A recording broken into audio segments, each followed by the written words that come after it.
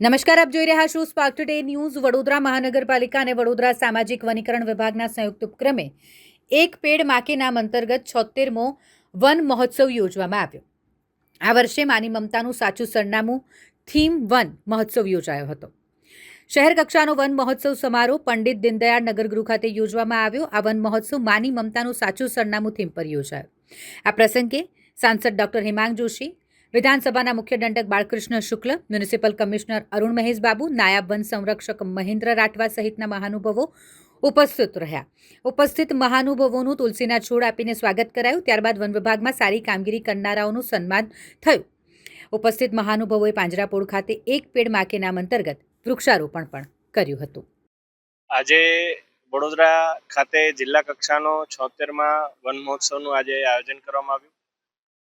આપણા વડોદરા વન વિભાગ અને વડોદરા મ્યુનિસિપલ કોર્પોરેશનના સંયુક્ત ઉપક્રમે યોજાયેલા કાર્યક્રમની અંદર આપણા વિધાનસભાના મુખ્ય દંડક આદરણીય બાળકૃષ્ણ શુક્લ સાહેબ, પૂર્વ મંત્રી અને શહેરવાડી વિધાનસભાના ધારાસભ્ય એવા મનીષાબેન વકીલજી અને તમામ મહાનુભાવ ઉપસ્થિત રહ્યા અને સાથે મળીને વનીકરણનું મહત્વ એના વિશે ચર્ચા પણ કરી અને વડોદરાની અંદર પણ એવા આગામી સમયમાં આયોજન થાય કે જે મ્યુનિસિપલ કોર્પોરેશનનું જે એક લક્ષ્ય છે 20 લાખ ઝાડ વાવવાનું, એને લોકો સાથે કઈ રીતે જોડી અને વિવિધ ઇકો ક્લબ સાથે એનો સમન્વય સાધી અને લોકોને એની સાથે જોડવા માનનીય વડાપ્રધાનશ્રીનું જે એક પેડ માં કે નામનું જે આખું વિઝન છે એમાં પણ વધારેમાં વધારે વડોદરા ખાતે કાર્ય થાય અને આગામી સમયમાં આયોજન કરી અને વડોદરાને પણ એવા સાંસ્કૃતિક વનો મળે કે જેનાથી એ સાંસ્કૃતિક વનનું પણ સમગ્ર રાજ્યભરમાં એનું એક હાઇલાઇટ થાય અને એનું પણ નામ થાય, એ માટેના પણ આજે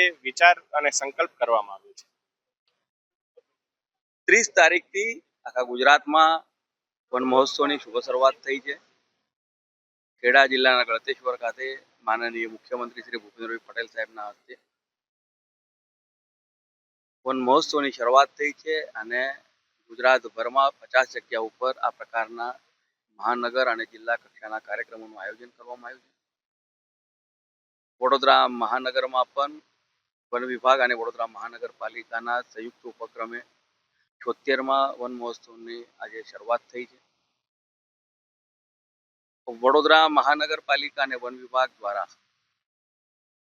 20 લાખ વૃક્ષો શહેરમાં અને 20 લાખ વૃક્ષો જિલ્લા સ્તરે નું વાવેતર થાય તે માટેનું આખું જ્યારે આયોજન કરવામાં આવ્યું છે, ત્યારે આ આયોજન બદલ વન વિભાગ અને કોર્પોરેશનને ખૂબ ખૂબ અભિનંદન પાઠવું છું અને આપના માધ્યમથી તમામ નગરજનોને વિનંતી કરું છું કે રાજ્ય સરકાર દ્વારા, કોર્પોરેશન દ્વારા આ જે પ્રયત્નો થઈ રહ્યા છે, તમામ નાગરિકો પોતાના વિસ્તારમાં નર્સરીમાંથી, કારણ કે વડોદરા શહેરમાં અને ગ્રામ્ય વિસ્તારમાં તેને 50 જેટલી નર્સરીઓ છે, ત્યાંથી નર્સરીમાંથી આપણાને જે ગમે તે વૃક્ષ લાવીને આપણે એનું વાવેતર કરીએ અને વડાપ્રધાન શ્રી નરેન્દ્રભાઈ મોદીજી દ્વારા એક પેડ માં કે નામનો એક સંકલ્પ લીધો છે, તેમાં આપણે બધા જોડાઈએ અને વૃક્ષોના વાવેતરની સાથે સાથે તેને જાળવણી કરીએ તો મને લાગે છે કે આગામી દિવસોમાં આપણે પર્યાવરણની જાળવણી કરી શકીએ.